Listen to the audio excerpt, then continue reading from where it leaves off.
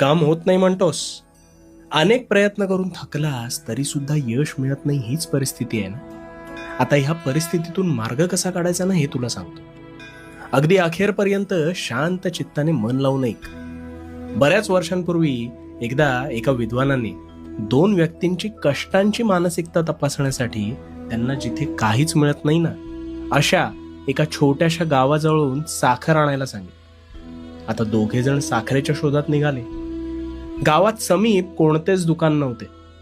दोघं वेगवेगळ्या वाटेने वणवण फिरत असताना त्यातील एकाच्या डोक्यात कार्य सुरू केल्यापासूनच कदाचित हे शक्य होणार नाही अशी शंका डोकावत होती.